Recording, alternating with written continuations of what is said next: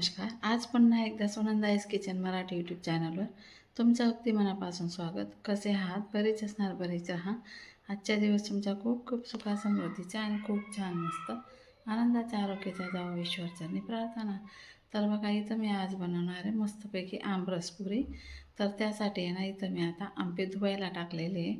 मस्त नळ चालू करून बादलीमध्ये आंबे टाकून दिलेले आहे धुण्यासाठी. चला आता मी इथं पीठ भिजवून घेते. तर पीठ भिजवण्याची ट्रिक तुम्हाला सांगते मी. तर बघा, मी इथं आहे ना 2 वाट्या पीठ घेतलेलं आहे अंदाजाने. तर त्याच्यामध्ये ओवा टाकलेला आहे थोड्या मस्तपैकी क्रॅश करून, आणि त्यानंतर 2 पड्या तेल टाकलेलं आहे. थोडंसं मीठ चवीनुसार टाकायचं आहे आपल्याला, जास्त मीठ अजिबात टाकायचं नाही आहे. त्यानंतर थोडं पाणी टाकून आपल्याला भिजवून घ्यायचे. जास्त पातळ भिजायचं नाही याला. आपण जसं चपातीचं पीठ भिजतो ना तसं नाही भिजायचं आहे, थोडंसं असं कडक भिजायचं आहे. जास्त नरम भिजायचं नाही. जास्त नरम भिजलं का आपल्या पोऱ्या अजिबात फुगत नाही. मला एका ताईचे मागे व्हिडिओ टाकलेला होता मी, म्हणजे बरेच दिवस झाले आता. तर ताई म्हणे तुमच्या पुऱ्या कशा फुलतात, माझ्या पुऱ्या अजिबात फुलत नाही. तर पहिलेपासून तुम्ही रेसिपी दाखवा म्हणे. त्यासाठी मी आज पहिलेपासूनची रेसिपी दाखवते तुम्हाला, भिजण्यापर्यंत तर पुऱ्या तळण्यापर्यंतची. तर बघा, अशा प्रकारे ना थोडं अर्धाच ग्लास पाणी लागतं आपल्याला. 2 पड्या तेल टाकून द्यायचे. छोट्या पड्या आहेत माझ्या. तर अर्धा ग्लास पाणी टाकून मी असं पीठ थोडंसं असं कडकच भिजवून घेतलेलं आहे. तर आता मुरायला आपण हे पीठ ठेवून देऊया झाकण ठेवून. तर चला, तोपर्यंत मी आता आहे ना भज्या बनवायच्या आहे मला सम्राटच्या पीठच्या. तर भज्यांचं पीठ मी इथं भिजवून ठेवते.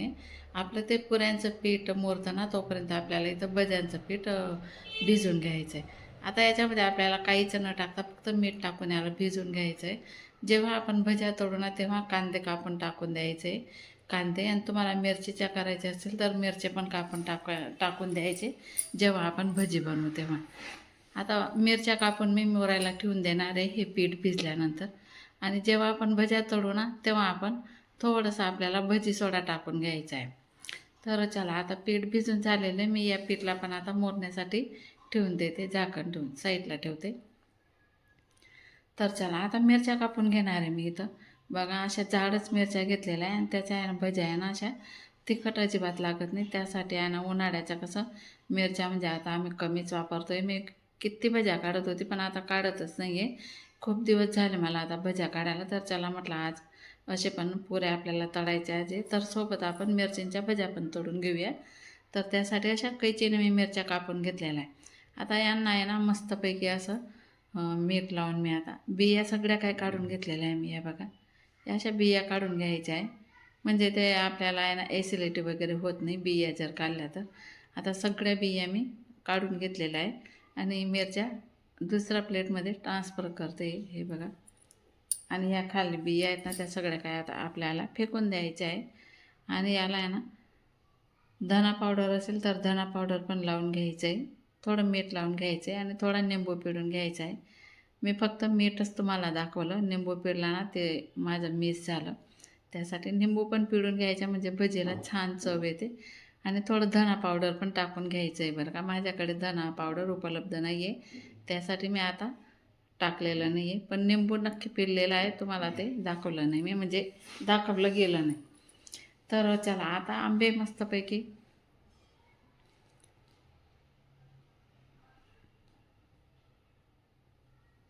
आता इथं आहे ना आंबे धुवायला टाकते मी. हे बघा, टायटलमध्ये बघितलंच असेल तुम्ही, मी आंबे धुवायला टाकले होते ते. तर अशा प्रकारे ना मी आता आंबे इथं धुवायला टाकते. हे बघा, आता हे आंबे आपल्याला मुरतात तोपर्यंत आहे ना, पहिले टायटलमध्ये दाखवलं होतं तुम्हाला, पण आता हे व्हिडिओमध्ये सुरुवातच आहे ना ती. तर आंबे छान प्रकारे असं मी इथं धुवून घेतलेले आहे बघा. हे बघा, अशा प्रकारे. तर चला, आपलं पीठ मोरलं का ते बघूया. रस नंतर बनवणार आहे मी. तर बघा, पीठ आपलं छान मोरून झालेलं आहे बघा. कडक पीठ भिजून ठेवलं की आपोआप मोरून जातं ते. हे बघा, इतकं म्हणजे सॉफ्ट होऊन जातं. आणि एवढं कडक भिजलेलं आहे मी, म्हणजे जास्त नरम पण नाही आणि जास्त कडक पण नाही. तर चला, आता आपल्याला आहे ना पुऱ्या बनवून घ्यायच्या आहे. आधी तर मी रोटपाटलं आहे ना आता पुसून घेणार आहे. थोडंसं पीठ घेतलं त्याच्याने पुसून घेते.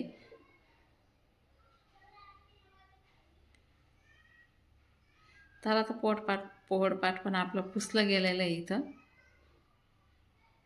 हे गोडी आता गायला आणि तर बकरीला खाऊ घालून द्यायची. हे बघा.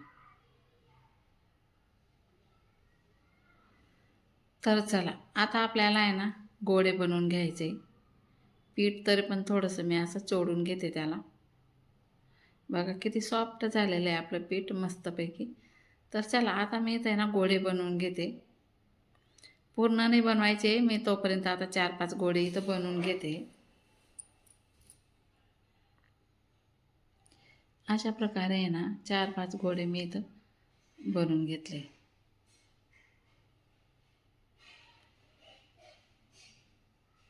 आणि आता तुम्हाला एक सांगते मी, खरंच म्हणजे ना बाईचं जीवन असं असतं ना की ते इकडची पण राहत नाही तिकडची पण राहत नाही. तुम्हाला सांगायचं तात्पर्य म्हणजे एवढंच आहे की माझ्यासोबत तर खूप मोठा किस्सा घडला आहे, म्हणून त्यासाठी तुम्हाला हुशार करते मी. तर मी तर अशीच बानटच राहून गेली, मला एवढी हुशारी पण नाही आली. तर कधी पण आहे ना, आता माझं तर वय झालं आहे म्हणजे मला आता काही करता येऊ शकत नाही, पण मी यूट्यूब चालवू शकते. यूट्यूबवरून पैसे मी कमवू शकते. पण मी तुम्हाला ज्या काही आता म्हणजे 20 वर्षाच्या 25 वर्षाच्या ज्या काही मुली असतील, तरुणी असेल, त्यांना मी हुशार करते की आपण स्वतः आपल्या पायावर उभं राहायचं, कोणावर अवलंबून राहायचं नाही. कारण की आहे ना लेडीजला म्हणजे एवढं तिला आईकडचं पण काही भेटत नाही, सासरकडचं पण काही भेटत, म्हणजे तिचं अस्तित्वच राहत नाही. माहेरी पण नाही, माहेरी पण तिचं काहीच राहत नाही आणि सासरी पण तिचं काहीच राहत नाही. सासरी पण थोडं काही झालं का नवरा लगेच बोलतो तुझं काय आहे इथं, तुझं काय आहे इथं. आणि माहेरी पण तसं असं जा तुझ्या घरी. माहेरी पण जरासं काही आपण हक्क बजावला का तिथं पण तेच असतं आपलं की जा तुझ्या घरी, इथं काय आहे तुझ्या. आणि नवऱ्याकडे पण तसंच असतं. नवरा कधी पण आपल्याला, आपण त्याच्यासाठी कितीही केलं, त्याच्यासाठी कितीही राबलं ना, तरीसुद्धा कधीतरी तो आपल्याला धोका देतो. कधीतरी तो सांगतोच आपल्याला. आपली अर्धी वय जरी होऊन जाते ना, तरी तो आपल्याला घराबाहेर काढायला सुद्धा चुकत नाही. आणि तरी तो आपल्याला सांगतो मी तुला एवढे पैसे कमवून दिले, तू कुठं टाकले, आणि असं तसं वगैरे वगैरे. तर त्यासाठी आहे ना कोणावर आपण अवलंबून अजिबात राहायचं नाही. मी तुम्हाला आत्ताच्या मुलींना मी हुशार करते की तुम्ही शिका, पुढे जा, तुमच्या पायावर तुम्ही उभे राहा. नवऱ्यावर पण अवलंबून राहू नका, आईवडिलांवर पण अवलंबून राहू नका. मला तर ती संधी मिळाली नाही, कारण माझे आईवडील गरीब होते. तिथं पण मी खूप काम केलेलं आहे, खूप मेहनत केलेली आहे, तिथं पण खूप मी राबलेली आहे. आणि आता इथं पण मला तसंच आहे, तरी पण इथं पण माझ्यासोबत किस्सा घडलेला आहे, तो तुम्हाला मी नक्कीच शेअर करणार आहे. आणि नक्कीच मी तुम्हाला तो व्हिडिओ बनवून सांगणार आहे तुम्हाला. तर चला आता पुरी तळायला मी इथं सुरुवात केलेली आहे. आता अंशू मला पुरी तळून देते. आता तुम्ही पुरी नक्कीच तळा. त्यासाठी मी आता माझ्याने जेव्हा शेतीचं काम होतं तर तेव्हा मी खूप शेतीचं काम केलं. आधीपासूनची मी करते, ही लहान होती तेव्हापासूनची मी शेतीचं काम करते. पण आता माझ्याने शेतीचं काम होत नाही आणि मुलगा माझा ते शेतीचं काम आता करू पण देत नाही आहे. 3 ते 4 वर्षापासूनचा मुलगा तर चांगलाच आहे माझा, पण नवऱ्यावर कधीही भरोसा करू नका तुम्ही. खरं सांगते, तो कधी पण आपल्याला धोकाच देतो. मुलं तर देतातच, पण आजपर्यंत माझ्या मुलाने काही दिलेला नाही आहे. पण पुढचं पुढे बघू आता. तर चला अशा प्रकारे ना पुऱ्या बघा, असं पीठ जर मळलं ना तर पुऱ्या आपल्या छानच फुलतात. तर सांगायचं तात्पर्य एवढंच होतं बुवा की आपल्या पायावर उभे राहा. आपली कमाई तर आपलीच कमाई असते. त्यासाठी मी आहे ना आता 2 वर्षापासूनचं मी यूट्यूब चॅनल चालू केलेलं आहे. तर थोड्याच दिवसानंतर माझं पेमेंट पण आता चालूच झालेलं आहे असं समजा तुम्ही. हे बघा आता पुऱ्या आपल्या इथं छान फुलतात आहेत. आणि मी पेमेंटचा व्हिडिओ पण तुम्हाला नक्कीच शेअर करणार आहे. चॅनल माझं कधीच मोनोटाईज झालेलं आहे. तर अशा प्रकारे. आणि तुम्हाला नाही आता 50च्या वरती ज्या पण असेल त्यांनासुद्धा वयाचं काहीसुद्धा काही प्रॉब्लेम नाही आहे. तुम्ही कधीही यूट्यूब चॅनल चालू करू शकता, पैसे कमवू शकता. यूट्यूबवर आहे ना खूप कमाई आहे. फक्त यूट्यूब चॅनल चालू करा आणि चांगले कंटेनर असे व्हिडिओ टाका. तुम्ही नक्कीच तुम्ही पैसे कमवू शकता. कोणावर अवलंबून राहू नका. स्वतः तुम्ही काहीतरी मेहनत करा, स्वतः कमाई करा. आणि यूट्यूबवर जर खरंच मेहनत केली ना, तर यूट्यूबवर खरं खूप पैसा आहे. तुम्ही खरंच यूट्यूब चॅनल चालू करा. कोणावर अवलंबून अजिबात राहू नका. नंतर आपल्याला खूप पश्चाताप होतो. याच्याकडनं त्याच्याकडनं भीक मागायची पाळी येते. त्यापेक्षा आहे ना, माझं जे झालं ते पण आत्ताच्या मुलींना मी खरंच सांगू इच्छिते, की तुम्ही नक्कीच तुमच्या पायावर उभे राहा. शिकणाऱ्या मुली असतील तर तुम्ही पूर्ण शिक्षण करा. आणि ज्या पण आता ज्यांच्या आता लग्न वगैरे झालं असेल, त्यांनीसुद्धा शिकायचा आता प्रयत्न करा. तुम्ही कोणाला अजिबात घाबरू नका. शिका तुम्ही आणि पुढे जा. तुमच्या पायावर नक्कीच उभे राहा तुम्ही.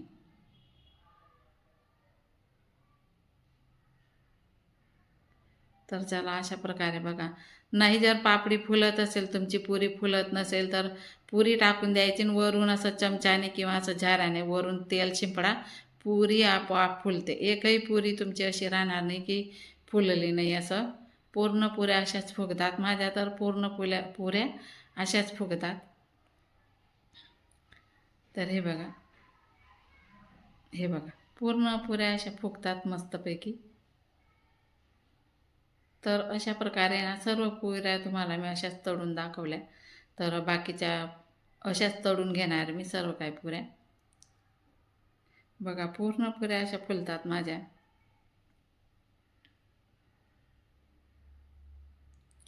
आणि व्हिडिओ नक्कीच पूर्ण बघा तुम्ही. लाईक करा, कमेंट करा.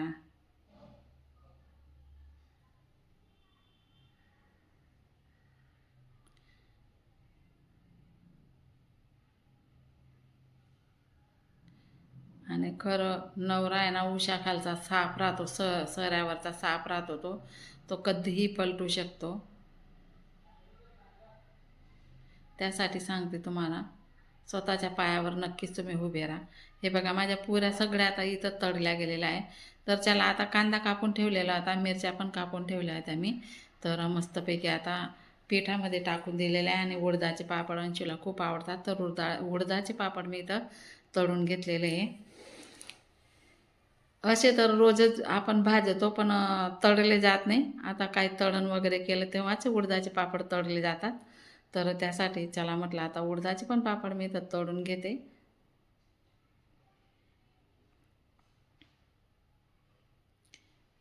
माझ्या आईवडिलांची परिस्थिती खूपच गरीब होती, त्यासाठी मी शिकू शकली नाही. पण त्यांच्याकडे पण मी खूपच मेहनत केलेली आहे. जसं मी 5वीत होती ना, तेव्हापासूनचं मी शेतीकाम करायला लागून गेली. लोकांची मजुरी करत होती तिथं पण. आणि इथं पण खूप मेहनत केली मी. आता 4 वर्षापासूनची मी शेतात जात नाही आहे, कारण की माझ्याने होत नाही. माझे गुडघे दुखतात, माझे हात पण दुखतात. आणि एवढं उन्हामध्ये मला शुगर आहे, त्याच्यामुळे माझ्याने होत नाही आता शेतीचं काम.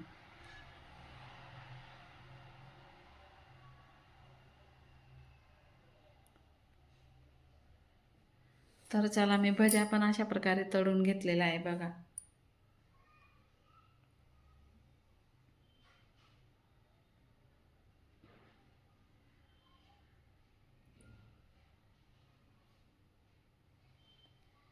हे बघा.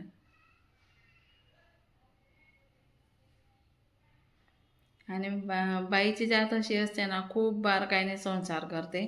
खूप बारीक बारीक असं थोडे पैसे साठवून हे घेईल ते घेईल ते घेईल, ते माणसांना कधीच दिसत नाही. फक्त एवढंच दिसतं त्यांना, मी तुला 200 रुपये दिले होते कुठं टाकले, मी तुला 300 रुपये दिले होते कुठं टाकले. पण ते आपण काय आणलं आणि तो काय खातोय घरामध्ये ते त्याला कधीच दिसत नाही. फक्त त्याचे दिलेले पैसे त्याला दिसतात. तर चला अशा प्रकारे माझ्या पुऱ्या, पापड, भजी तळली गेलेली आहे. आता बटाटे पण शिजवून झालेले माझे. आता कापून त्याची भाजी बनवायची आहे. तर ती पण भाजी मी इथं आज थोडा संतापात आहे मी, म्हणून माझा आवाज असा आहे. आणि माझे डोळे तुम्ही बघणार ना, खूपच सुजलेले आहे. तर थोडंसं माझ्या तब्येतीवर परिणाम झालेला आहे. संताप तर खूप आला होता, पण मी खूप जिरवून घेतला. माझ्या नातेमुळे मी आज तुम्हाला इथं दिसते आणि व्हिडिओ तुम्हाला अपलोड करते.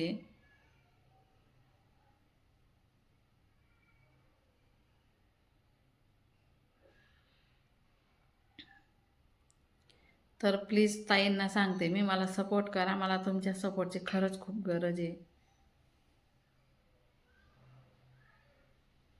माझं पेमेंट चालू झालं ना, मला कोणाकडनं हात फैलावायची गरज राहणार नाही.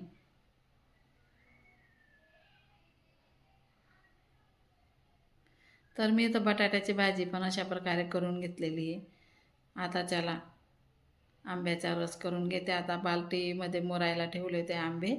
तर म्हणजे कसं पावडर वगैरे लावलेलं असतं त्यांनी पिकवण्यासाठी, तर बादलीमध्ये ठेवले होते मी. तर ते सर्व काही निघून जातं, थोडा वेळ राहू द्यायचं पाण्यामध्ये. तर चला आता मी तर रस पण करून घेणार आहे. आणि चला, तुम्हाला माझा व्हिडिओ जर आवडला असेल ना, तर नक्कीच मला लाईक कमेंट करा आणि सपोर्ट करा.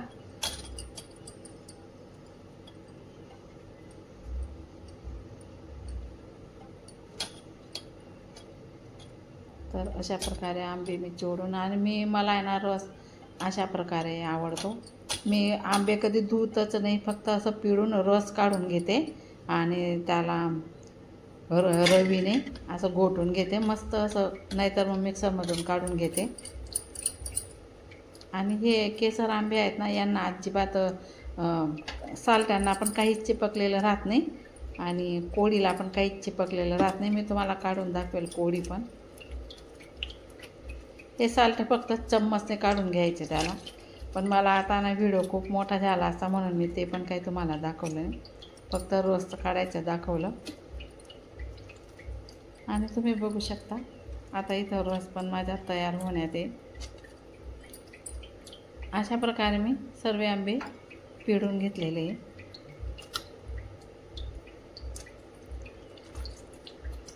आणि आता तुम्हाला कोळी पण काढून दाखवते मी. बघा, कोळीला पण काहीसुद्धा चिपकलेलं राहत नाही, म्हणून असं दुधामध्ये धुवायची किंवा पाण्यामध्ये धुवायची काहीसुद्धा गरज राहत नाही. आणि पुरींमध्ये असा घट्टच रस छान लागतो.